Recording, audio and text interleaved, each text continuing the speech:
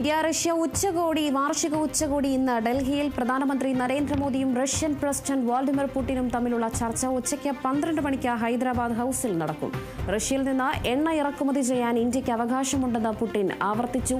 America ഇപ്പോഴും റഷ്യയിൽ നിന്ന് ആണവ ഇന്ധനം ഇറക്കുമതി ചെയ്യുന്നുണ്ട്. ഇതേ അവകാശം ഇന്ത്യക്കുമുണ്ടെന്ന് പുടിൻ പറഞ്ഞു. ഇരട്ട തീരുവ അടക്കം ട്രംപിന്റെ തീരുമാനങ്ങൾക്ക് പിന്നിൽ ഉപദേശകർ ആണെന്നും പുടിൻ കുറ്റപ്പെടുത്തി. വിശ്വസിക്കാവുന്ന സുഹൃത്ത് എന്നതാണ് പുടിൻ മോദിയെ വിശേഷിപ്പിച്ചത്. ഇത് താൻ ഏറെ ആത്മാർത്ഥതയോടെയാണ് പറയുന്നതെന്നും പുടിൻ വ്യക്തമാക്കി. ഇന്ത്യയുടെ ഭാഗ്യമാണ് അദ്ദേഹത്തെ പോലൊരു നേതാവിനെ ലഭിച്ചത്.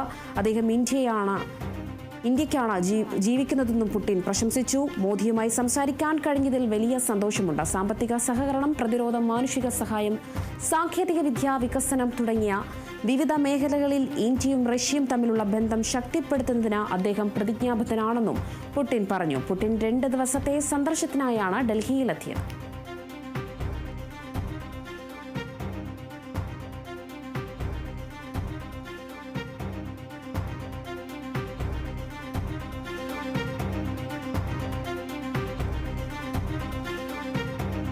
ഇന്ത്യൻ പ്രധാനമന്ത്രി നരേന്ദ്രമോദിയെ പുകഴ്ത്തിയിരിക്കുകയാണ് റഷ്യൻ പ്രസിഡന്റ് വ്ളാഡിമിർ പുടിൻ. എന്തായാലും ഇന്ത്യ റഷ്യ വാർഷിക ഉച്ചകോടി ഇന്ന് ഡൽഹിയിൽ നടക്കും. പ്രധാനമന്ത്രി നരേന്ദ്രമോദിയും റഷ്യൻ പ്രസിഡന്റ് വ്ളാഡിമിർ പുടിനും തമ്മിലുള്ള ചർച്ച 12 മണിക്കാണ് ഹൈദരാബാദ് ഹൌസിൽ നടക്കുന്നത്.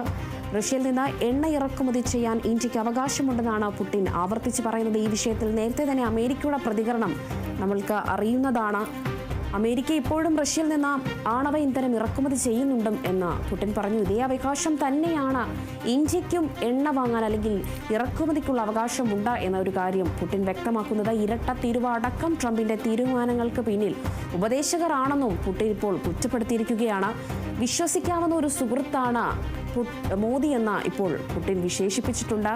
ഇത് താൻ ഏറെ ആത്മാർത്ഥതയോട് പറയുന്ന ഒരു കാര്യമാണ്. ഇന്ത്യയുടെ ഭാഗ്യമാണ് ഇതുപോലെ ഒരു നേതാവിനെ നമുക്ക് ലഭിച്ചത് എന്നതാണ് പുടിൻ ഇപ്പോൾ പുകഴ്ത്തി പറഞ്ഞിരിക്കുന്നത്. അദ്ദേഹം ഇന്ത്യക്ക് വേണ്ടിയാണ് ജീവിക്കുന്നതെന്നും പുടിൻ പ്രശംസിച്ചു. മോദിയുമായി സംസാരിക്കാൻ കഴിഞ്ഞതിൽ വലിയ സന്തോഷമുണ്ടെന്ന് പുടിൻ പറയുന്നു. സാമ്പത്തിക സഹകരണം, പ്രതിരോധം, മാനുഷിക സഹായം, സാങ്കേതിക വിദ്യ വികസനം തുടങ്ങിയ വിവിധ മേഖലകളിൽ ഇന്ത്യയും റഷ്യയും തമ്മിലുള്ള ബന്ധം ശക്തിപ്പെടുത്തുന്നതിന് അദ്ദേഹം പ്രതിജ്ഞാബദ്ധനാണെന്നും പുടിൻ വ്യക്തമാക്കിയിരിക്കുന്നു. പുടിൻ 2 ദിവസത്തെ സന്ദർശനത്തിനായാണ് ഡൽഹിയിൽ എത്തിയിരിക്കുന്നത്.